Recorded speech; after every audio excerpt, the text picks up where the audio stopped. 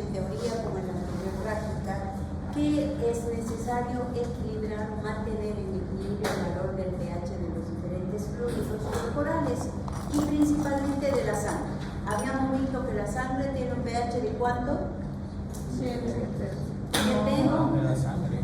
7.35 a 7.45. 7,35 a 7,45. Ese es el valor de referencia. Y la sangre, fíjense que el margen de modificación que tiene es mínimo, es muy poquito. ¿Y por qué es indispensable mantener? Porque ahí se llevan a cabo las diferentes reacciones químicas y más importantes de nuestro organismo. Por lo tanto, nosotros siempre vamos a tener una tendencia a modificar el pH. Pero para eso contamos con ciertos mecanismos de defensa y una de ellas se refiere a la presencia de estas soluciones tampones. Entonces, las soluciones tampones, que se conocen también como soluciones buffer, soluciones amortiguadoras o reguladoras, tienen como principal función mantener el equilibrio del pH frente a la adición de pequeñas cantidades, no dice grandes, de pequeñas cantidades de adición de ácidos o bases. ¿Mantener Y qué? ¿Cómo? ¿Mantener qué, dijo? En equilibrio el pH. Vaya. ¿Y por qué es necesario mantenerlo en equilibrio? Porque allí se lleva a cabo la actividad biológica de las biomoléculas como las proteínas, las hormonas, las enzimas, la bomba de iones, etc. Y si no, todo esto no va a poder llevarse a cabo, no se va a poder cumplir sus funciones. Por lo tanto, yo les decía que nosotros continuamente tenemos una tendencia a modificar el pH en la sangre, variaciones mínimas, que se puede llegar a producir una pequeña acidez o una pequeña alcalinidad. Y nosotros contamos con diferentes niveles de defensa, y que precisamente son 3 líneas de defensa. Estas líneas de defensa mantienen el equilibrio del pH de la sangre. ¿Cuál es la primera línea de defensa? Las soluciones tampones, que acabamos de hablar y que enseguida la vamos a conocer. ¿Qué pasa cuando esta línea de defensa no es suficiente? Se activa la segunda línea de defensa. ¿Cuál es la segunda línea de defensa para evitar la variación de pH? Es la regulación respiratoria. ¿A través de qué? Del intercambio gaseoso. ¿Qué metemos nosotros al organismo? Gas. Oxígeno. Y como consecuencia del metabolismo del oxígeno, ¿qué eliminamos? Dióxido de carbono. Dióxido de carbono. Entonces, cuando hay variación del pH a través de la oxigenación y la eliminación de dióxido de carbono, también tenemos la probabilidad de regular ese pH de la sangre. Pero cuando no es suficiente esta línea de defensa, se activa la tercera línea de defensa, que es la regulación renal. ¿Cómo puedes regular el pH? Hemos dicho que la sangre tiene que eliminar sustancias tóxicas, como los ácidos, por ejemplo. ¿Y cuándo se elimina eso? Cuando la sangre se filtra. ¿Dónde se filtra la sangre? En el riñón. ¿A qué nivel? Glomérula. En los glomérulos renales, ¿no es cierto? Ahí quedan detenidas todas las impurezas de la sangre para que esta pase nuevamente limpia a toda la circulación. Entonces, por eso el riñón constituye la tercera línea de defensa. Pero les decía que la primera es las soluciones tampones. ¿Y cuáles son esas soluciones tampones? Porque ya sé que es la regulación renal y sé que es la regulación respiratoria. Y ahí están. Las soluciones tampones las podemos clasificar en 2 grupos, como sustancias orgánicas y como sustancias inorgánicas. Pero por la ubicación de ellos también se pueden clasificar como plasmáticos y tisulares, o en otras palabras, intracelulares y extracelulares. ¿Cuáles son las soluciones tampones orgánicas? Ahí está el tampón hemoglobina, o sea que miren, la hemoglobina había sido una solución pH de la sangre. Los aminoácidos y proteínas. ¿Por qué tomamos en cuenta otras proteínas? Porque no solo la hemoglobina es proteína, tenemos otras, ¿cierto? Como la albúmina, que está presente en altas concentraciones. Y los aminoácidos que pueden estar libres y tenemos los esenciales y los no esenciales. Y entre los inorgánicos tenemos el tampón fosfato y el tampón bicarbonato, y del cual habíamos hablado la importancia, ¿no es cierto?, de esta sal en el organismo, cuando hablamos de los iones y las sustancias que se disuelven en el agua. Entonces, todas estas sustancias, fíjense, aparte de cumplir las propias funciones que ellos cumplen, también actúan como funciones o como soluciones tampones.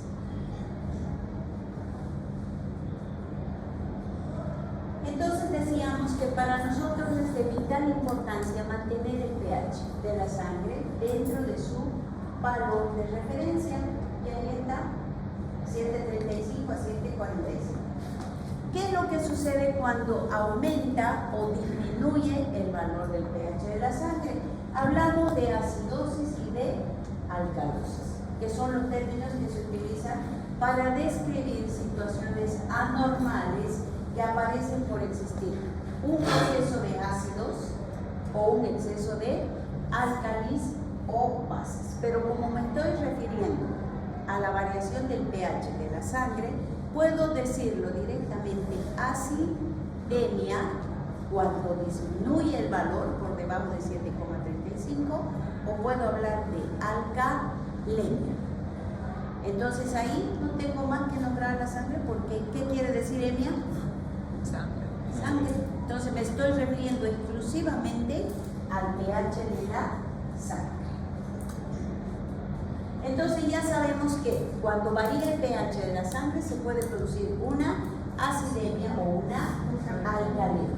Pero aparte de que se produzca esa alteración, yo necesito saber si la acidemia o alcalemia es de origen respiratorio o de origen metabólico. Porque fíjense que puede ser por causas respiratorias o puede ser por causas metabólicas. ¿Cómo voy a distinguir? Por la presencia de dos elementos químicos. Uno, cuando yo tenga variación de las concentraciones de dióxido de carbono, voy a decir que mi variación de pH, sea acidemia o sea alcalemia, es de origen respiratorio. Y cuando esté alterado mi concentración de ion bicarbonato, voy a decir que el desequilibrio del pH es de origen metabólico. ¿Sí? Entonces, la acidemia o la alcalemia puede ser de origen respiratorio o puede ser de origen metabólico. ¿Cuándo será respiratorio? Cuando haya variación en la concentración del dióxido de carbono. ¿Cuándo será metabólico? Cuando haya variación en la concentración del ion bicarbonato.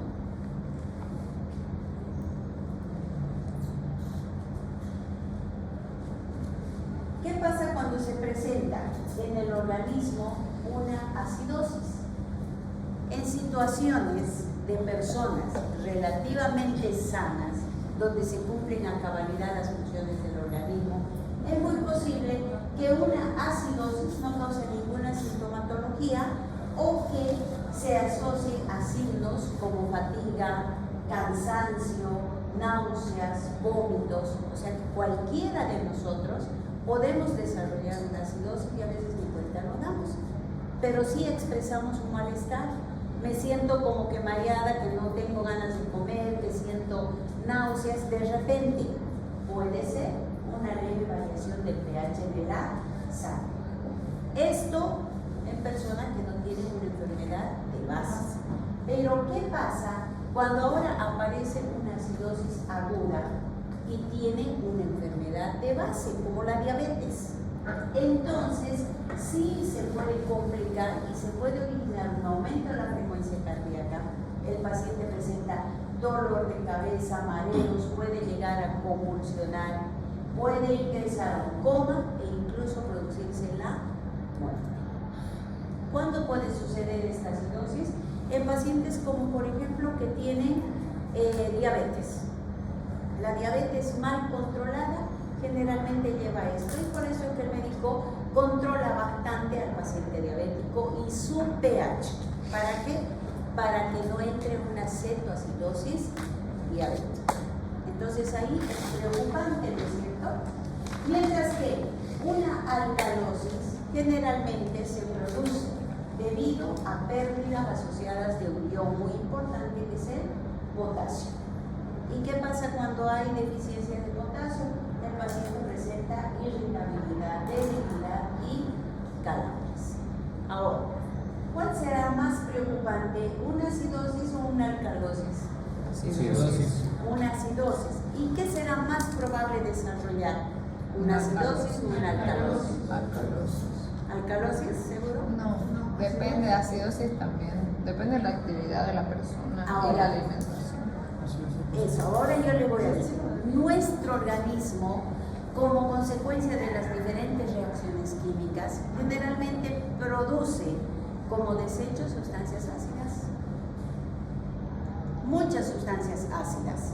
Como por ejemplo, yo quemo grasas, ¿qué produzco? Cetonas. Las cetonas son ácidas. Yo me estreso, ¿y qué produzco? Ácidos. Y por eso la medicina molecular, ¿qué es lo que dice ahora? Que la peor patología actual es el estrés y que conlleva a un aumento de la producción de ácidos. Si ya nuestro organismo produce ácidos y nosotros al estresarnos aumentamos esa concentración de ácidos y me alimento de ácidos más, mayor cantidad de ácidos. Y se dice que la acumulación de estos ácidos es lo que llega a producir finalmente el cáncer. Se dice que el cáncer es una consecuencia de la elevada concentración o acumulación de ácidos en el organismo. Entonces es más probable llegar a producir una acidosis. Y les había dicho que tenemos dos tipos de acidosis de acidosis o de alcalosis, que puede ser de origen respiratorio o de origen metabólico. Vamos a ver entonces los casos de acidemia y alcalemia respiratoria. ¿Qué pasa en la acidemia respiratoria? Generalmente suele ocurrir en pacientes que no pueden eliminar el dióxido de carbono que produce nuestro organismo. Y como no se elimina el dióxido de carbono, ¿cómo es la naturaleza del dióxido de carbono? ¿Ácido o alcalino? Ácido. Entonces hace que los fluidos de nuestro organismo, especialmente la sangre, se empiecen a acidificar.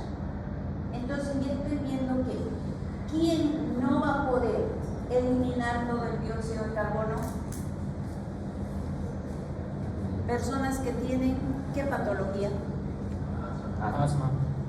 El asma, por ejemplo, las enfermedades respiratorias. Por eso dice que una acidosis respiratoria puede ser por el uso de fármacos, pero también puede ser por disfunciones respiratorias.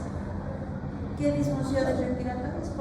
Cualquier enfermedad a nivel de las vías respiratorias, una neumonía, una bronquitis, el asma. Puede ser por motivos mecánicos o traumáticos, como por ejemplo cuando tienen algún accidente, una lesión a nivel del tórax, una costilla fracturada. Han visto que las personas que tienen alguna dificultad, algún dolor en el tórax, no respiran profundamente. O ustedes, cualquiera, nos hemos golpeado o tenemos tos y que tanto toser duele la espalda. Entonces queremos inspirar, ¿y qué hacemos? Tengo que inflar la caja torácica y cuando estoy inflando ahí me duele, ay no me tomas aire, ¿no es cierto? Entonces esas situaciones me llevan a desarrollar este tipo de alteración. Y también puede ser por obstrucción de las vías aéreas, como por ejemplo durante un atragantamiento o por la presencia de cuerpos extraños, pero lo más común es en cualquier tipo de enfermedad pulmonar obstructiva crónica. Por eso ahí se producen los diferentes tipos de EPOC, como la neumonía, las afecciones broncopulmonares, la tuberculosis, el asma. Todos ellos tienen la probabilidad de llegar a desarrollar esta acidosis. Mientras que una alcalosis respiratoria se caracteriza porque ahora va a haber un aumento de la eliminación del dióxido de carbono. Piense que hasta para eliminar los desechos, nuestro organismo tiene valores de referencia, ¿no es cierto? Entonces ya estoy viendo aquí que tampoco voy a eliminar todo el dióxido de carbono que yo quiera, sino lo que mi organismo tenga que hacer. ¿Y cuándo puede haber un exceso de eliminación del dióxido de carbono? En los casos de hiperventilación. ¿Qué es la hiperventilación? Respirar mucho. Cuando respira rápido, varias veces en un minuto, por eso tenemos una frecuencia respiratoria también. Entonces, ¿y por qué puede haber una hiperventilación? Generalmente se presenta en estados de ansiedad. Cuando yo estoy ansioso, preocupado, como que, no sé, no pagué, me van a bloquear, no voy a dar y no tengo para pagar, me empiezo a sentir un cuadro de ansiedad, ¿no es cierto? O me estoy quedando a segunda instancia, pero ahora ya no sienten ansiedad en la UDAWAR, ¿no ven? Ya se eliminó porque todo pasa. Entonces, ¿qué es lo que sucede? Que en estas situaciones se pueden desarrollar estos cuadros, o ante dolor, o ante un shock, ante enfermedades como las neumonías y la congestión pulmonar. También en patologías que cursan acompañadas de fiebre, en infecciones como la meningitis, la encefalitis, la insuficiencia hepática. Entonces es muy probable que aquí se desarrolle una alcalosis. Y un ejemplo típico, pero momento fisiológico, es durante el alumbramiento, en el parto. ¿Qué le dicen a la mujer? Antes de que puje? Respire, le dicen, ¿no es cierto? ¿Y qué es lo que hace? Empieza a hiperventilarse. Aparte que por el dolor que sienten, entonces hace que tenga más ansiedad, aparte por el momento, y empieza a respirar rapidito, ¿no es cierto? Y eso le lleva a producir un tipo de alcalosis respiratoria. Pero gracias a las 3 líneas de defensa, inmediatamente se compensa. Pasa el momento, por eso decimos que es fisiológico. Pasa el cuadro de alumbramiento y nuevamente se restauran los niveles de pH. Pero si sería una afección broncopulmonar, entonces ya no sería inmediatamente compensada esa alteración. Entonces, esto en caso de acidosis o alcalosis respiratoria. ¿Qué pasa en la acidosis metabólica? Ahora ya es de origen metabólico. ¿Cuándo se puede producir una acidosis metabólica? Cuando hay una concentración disminuida de los valores del ion bicarbonato. Miren la función tan importante del ion bicarbonato que lo veíamos en su momento. Entonces, ¿por qué puede disminuir la concentración de este ion? Por pérdidas del mismo o debido a un exceso de las concentraciones de ácidos en nuestro organismo. O finalmente porque los riñones no pueden eliminar suficiente ácido del organismo. ¿Cuándo va a pasar esto? En afecciones renales. Ya estoy viendo entonces que las personas que tienen enfermedad renal pueden desarrollar una acidosis metabólica. Y tenemos ejemplos como la cetoacidosis alcohólica. Quiere decir que el paciente alcohólico es también uno de los candidatos a desarrollar una acidosis metabólica. ¿Por qué? Porque el alcohol, como consecuencia de su metabolismo, produce ácidos, y ácidos muy fuertes. Entonces a ellos también es de controlarles frecuentemente la variación o alteración del pH en la sangre. En la cetoacidosis diabética, aquí es lo peor, lo más importante. Diabético, que no hace un control de la patología y que no tome en cuenta su medicación y alimentación, puede llegar a desarrollar una cetoacidosis. ¿Por qué una cetoacidosis? Porque en el paciente diabético hay mayor acumulación de ácidos. El paciente diabético necesita energía, igual que nosotros, ¿sí o no? ¿Cuál es nuestra energía inmediata? ¿Cuál? Glucosa. La glucosa. Es por eso que yo desayuno, tengo que apurarme a desayunar porque si no me duermo, ¿no es cierto? Aunque no coma todo el día, pero tengo que desayunar. ¿Por qué? Porque mi organismo necesita glucosa para que funcionen las células del sistema nervioso central y mis glóbulos rojos y tengan energía. Entonces, para que la glucosa sirva en mi organismo, tiene que entrar dentro de la célula. Y para que entre, necesita una llave que se llama ¿Insulina? insulina. Si no hay insulina, no puede entrar. Y fuera de la célula no sirve la glucosa. Y eso es lo que pasa en el diabético. El diabético tiene glucosa, transforma glucosa, pero no tiene insulina. Y no tiene quien le permite el ingreso de la glucosa al interior de la célula. Pero necesita energía. ¿Qué hace? Usa la energía de los ácidos grasos. Él degrada los ácidos grasos y como consecuencia de esa degradación o metabolismo de los ácidos grasos produce cuerpos cetónicos, las famosas cetonas. Y por eso que el diabético le vienen las cetonas. Y las cetonas son de carácter ácido. Y si hay mucha cetona, se va a acidificar la sangre. Entonces el paciente, ¿qué va a llevar? A un fallo renal. ¿Por qué? Porque exceso de ácidos, el riñón va a colapsar porque no puede filtrar todos los ácidos y puede llevarle a un coma y comprometer la vida del paciente. En insuficiencia renal, ¿por qué creen que si el paciente diabético no controla su patología, ¿qué se empieza a afectar? El riñón. El riñón, ¿por qué? Porque los excesos de ácidos, el riñón no puede eliminar tanto. Y entonces empieza a filtrar cada vez, a hacerse más grandes los glomérulos, la filtración deja pasar sustancias más grandes y hasta que en algún momento pues van a colapsar. En la acidosis láctica, todos en algún momento hemos hecho acidosis láctica. ¿Cuándo? La apatía muscular. ¿Cuándo? En el ejercicio.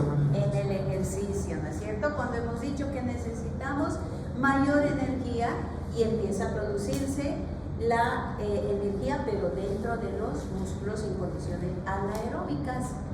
Y como consecuencia de la formación de esa energía se forma ácido láctico dentro del músculo.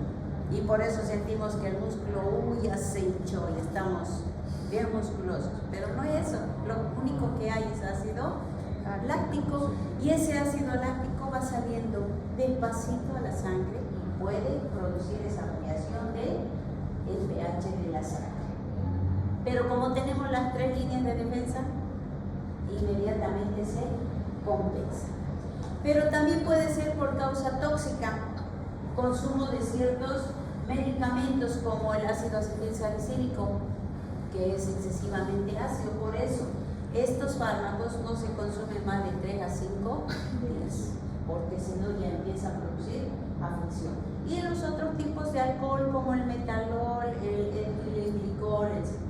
Y finalmente puede ser por pérdidas gastrointestinales de bicarbonato, como sucede en las diarreas hipersecretoras o prolongadas. ¿Por qué? Porque durante la diarrea también voy a perder yo bicarbonato. Y la alcalosis metabólica se refiere a que ahora va a haber una concentración aumentada del ion bicarbonato. Y esto puede ser debido a pérdidas de ácidos o ganancias de bicarbonato. ¿Cuáles serían las causas que me llevan a desarrollar una alcalosis metabólica? Consumo de fármacos como los diuréticos. ¿Qué son los diuréticos? ¿Fármacos para qué? Para eliminar líquido. Para eliminar líquido. Pero no se olviden que no solamente se ve el agua, sino también se van los electrolitos. Y la deficiencia de esos electrolitos, como por ejemplo el potasio, me puede llevar a producir una alcalosis. También en enfermedades que cursan con vómitos prolongados, en una deshidratación severa por la pérdida de los electrolitos, y en la administración de bicarbonato o ingestión de sustancias alcalinas, como cuáles, los antiácidos. Han visto que ahora hay un uso y abuso de los antiácidos. Todo el mundo, yo veo a veces algo por el snack y les veo, jovencitos están tomando su Digestan, su sal de Andrews, el famoso Digestan. ¿Qué es lo que hace? Hay personas que se acostumbran a consumir. Y eso, ¿qué hace? Modifica el pH. ¿Por qué? Porque se va a absorber a nivel de la mucosa gastrointestinal. Y me va a llevar a desarrollar este tipo de alcalosis. Y más ahora que hay tanto afección de pacientes con problemas renales. ¿Y eso es por qué? Por el exagerado consumo de bicarbonato. ¿Con qué consumen el bicarbonato? Pues ahora con la coca. ¿No saben ustedes las cantidades de bicarbonato que entra a Santa Cruz? ¿Con la Coca-Cola? No, La Coca. con el famoso bolo. Entra cantidad de bicarbonato y se están produciendo un aumento de los problemas renales. ¿Por qué? Porque empiezan a precipitar y formar cálculos a nivel renal, lo que dificulta la normal excreción de las sustancias del organismo. Y peor si tengo pues yo algún tipo de afección, ¿no? Entonces todas estas situaciones, miren, nosotros mismos buscamos la alteración en nuestro... Y antes también las mamás todo lo curaban con bicarbonato con limón. Sí, pero es solamente si Pero se no quiere. había más. En cambio ahora, Claro. aparte de usar el bicarbonato con limón, como no está su mamá al lado, se lleva su Digestan, tiene 3 Digestanes en la cartera, en el bolsillo, en la billetera. No, ¿qué pasa? Que igual te acostumbra tu cuerpo y ya el estómago como que no digieres y no tomas eso. Claro. No es que no digiere, sino que inmediatamente produce una dispepsia, las flatulencias, Ajá. la distensión del estómago, ¿Y eso por qué? porque hay un exceso Mucho de ácido. ácido. Pero eso es por la mala alimentación que nosotros tenemos. Ya les he dicho, no podemos desayunarnos con un vaso de Coca-Cola. No podemos. Y ahí es el problema. Entonces ya sabemos que se puede producir una acidemia o una alcalemia. Sabemos que puede ser de origen respiratorio y metabólico. Que debemos de tomar en cuenta la concentración de dióxido de carbono y la concentración del ion bicarbonato. Ahora, ¿cómo yo puedo diagnosticar en un paciente si hay acidemia o hay alcalemia? Voy a diagnosticarlo utilizando pruebas de laboratorio que se conocen como medición de gases en sangre o gasometría. ¿Qué gases voy a medir? Dióxido de carbono y bicarbonato. Gases. Oxígeno. Y voy a medir electrolitos. Cuando yo mido tanto gases y electrolitos, reciben la denominación de gasometría. Pero si solo voy a medir electrolitos, recibe la denominación de ionogramo.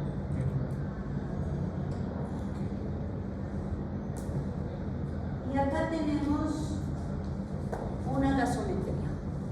Todas las gasometrías primero van a empezar con la determinación del pH. ¿Sí?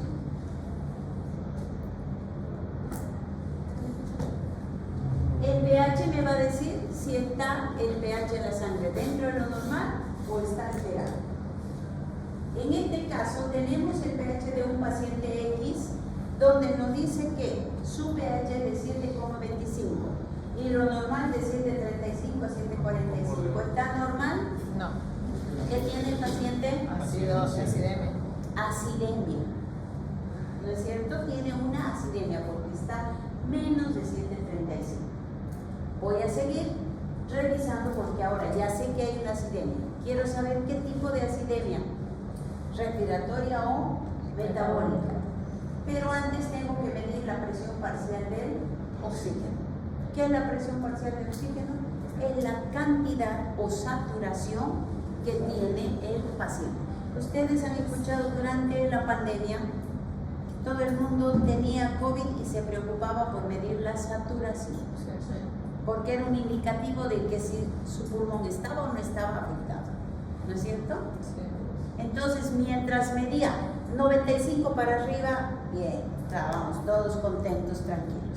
Pero apenas el paciente empezaba a bajar de 95 y llegaba a 90 y 80 y había problemas pulmonares y era una alerta, porque debajo de 85 estaban listos ya pasar, ¿no? Entonces, yo por eso mido cómo está oxigenando el paciente. Y en este caso me dice que el valor normal es de 11 a 13 y el paciente tiene 8,9. ¿Está normal o no? Está con deficiencias en cuanto a la oxigenación, ¿no es cierto? Entonces ya es una alteración que yo tengo que marcarlo con rojo. ¿Por qué? Porque ahora, después de analizar mi gasometría, mi siguiente objetivo va a ser determinar por qué no está respirando bien. Entonces, Esto es de origen respiratorio, una acidemia respiratoria. ¿será? No se sabe todavía. Ahora, veamos la presión parcial de dióxido de carbono o anhídrido carbónico. También que hace, mide qué cantidad de dióxido de carbono está eliminando el paciente. Me dice que lo normal es de 4,7 a 6,0 y el paciente tiene 5,9. ¿Está bien o no? Está bien. Está bien, no me preocupa.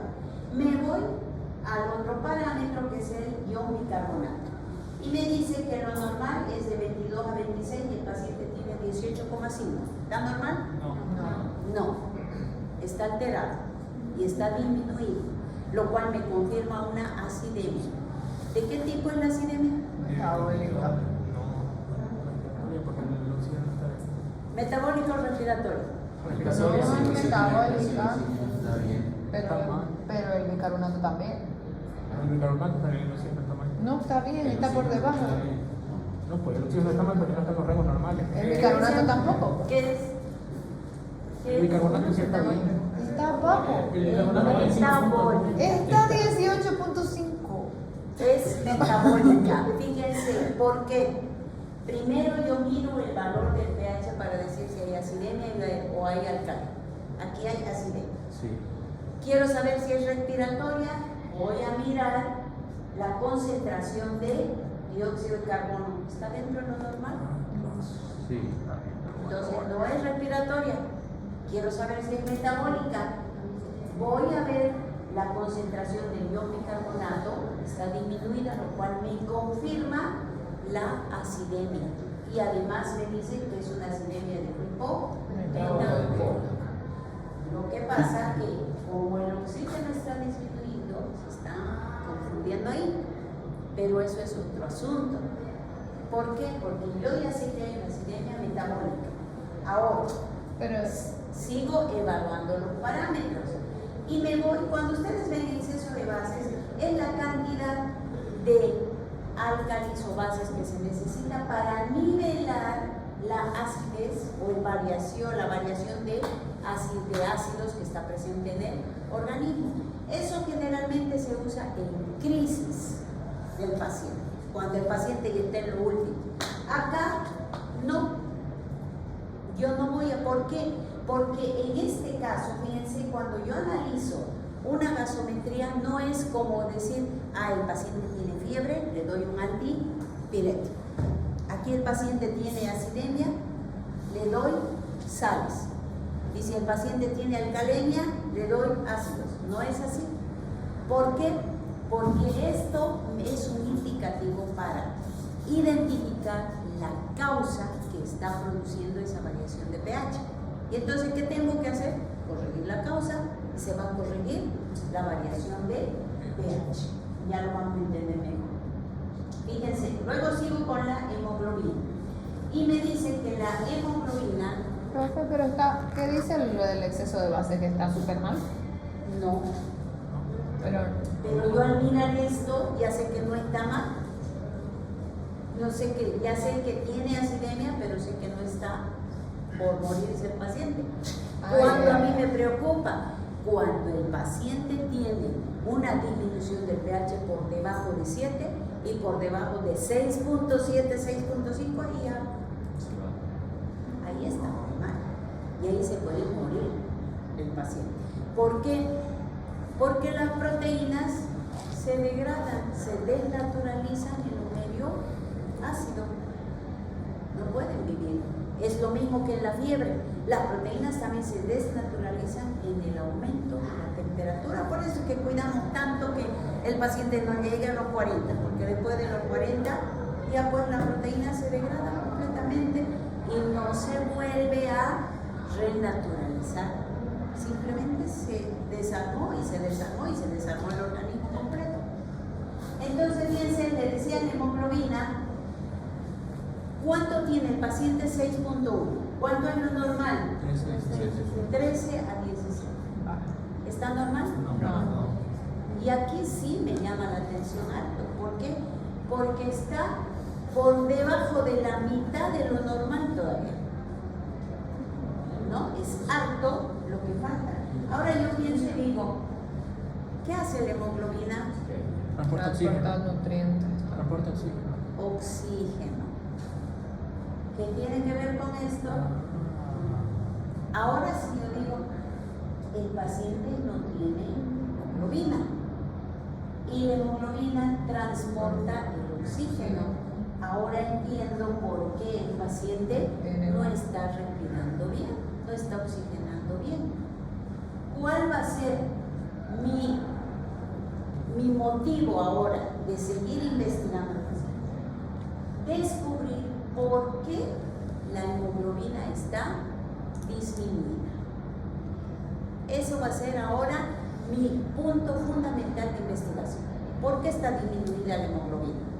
Ahora voy a seguir revisando los otros parámetros y digo, el sodio tiene 148 y lo normal es de 136 a 145. Por encima. ¿Está? Por encima. ¿Pero mucho? No. No. Entonces yo digo, aquí el paciente no tiene una proteína muy importante en la sangre, que es la hemoglobina. No transporta oxígeno y tampoco está absorbiendo nutrientes. Y uno de los nutrientes que se absorbe a través de la degradación de los alimentos justamente son estos. Por eso es tome zinc, tome magnesio, porque no consume alimentos que contengan este tipo de nutrientes. Entonces está alterado, está en exceso, pero no mucho. Y entonces, ¿qué pasa con la sal?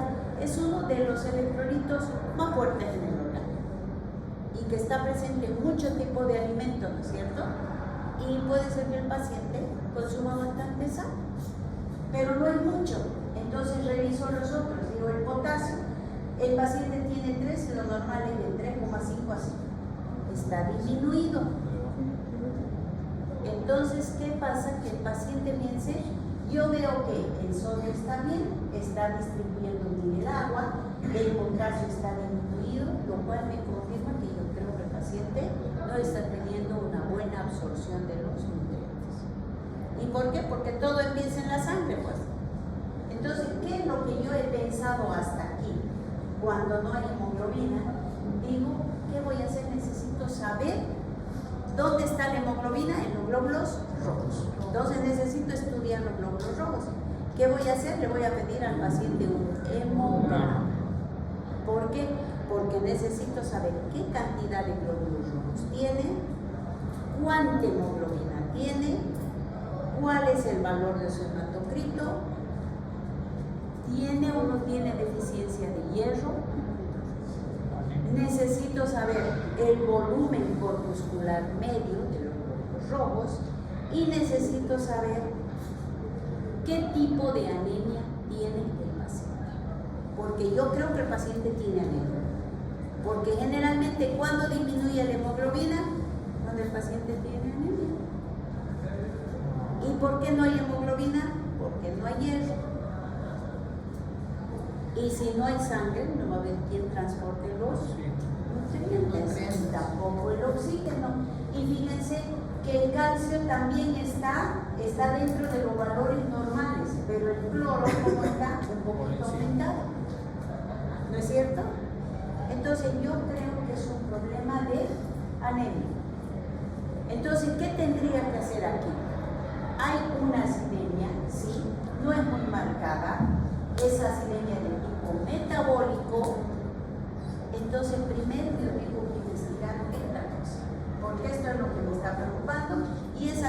se debe estar presentando. ¿Por qué? Porque no hay un buen movimiento de la sangre, no hay oxigenación y no se está limpiando y filtrando bien la sangre.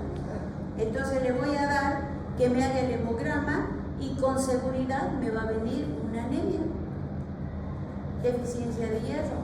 ¿Qué voy a hacer? Le voy a dar al paciente pues su hierro, le voy a dar su ácido fólico, cianocobalamina y asunto arreglado. Que le hago nuevamente la gasometría, ¿qué va a pasar? Todo esto se va a compensar. Y si no es eso el motivo, a mí me da que está todo normal en el hemograma, que con seguridad no va a ser así, tengo que seguir buscando estudios para llegar a la causa de esta acidemia. Y le decía, ¿por qué yo tengo que hacer eso? Porque el objetivo del tratamiento es el de identificar la causa del desequilibrio ácido-base. Y le decía que en la gran mayoría de los casos, las disminuciones y aumentos del pH no se tratan directamente, sino que lo que se hace es tratar la causa, es decir, lo que está ocasionando esa alteración. Sin embargo, cuando el paciente tenga niveles peligrosamente bajos de pH, o sea que esté demasiado ácido, entonces el médico puede administrar bicarbonato por vía intravenosa. ¿Para qué? Para compensar momentáneamente el pH. Porque si el paciente llega, les decía, con 6.7, no me voy a poner a investigar la causa, se va a morir hasta eso el paciente. Entonces, ¿qué tengo que hacer? Estabilizar el pH, que me dé tiempo para poder realizar las pruebas laboratoriales e identificar la causa que está produciendo dicho desequilibrio. ¿Sí? Esa es la forma de llevar a cabo o realizar una interpretación de una gasometría. ¿Alguna consulta?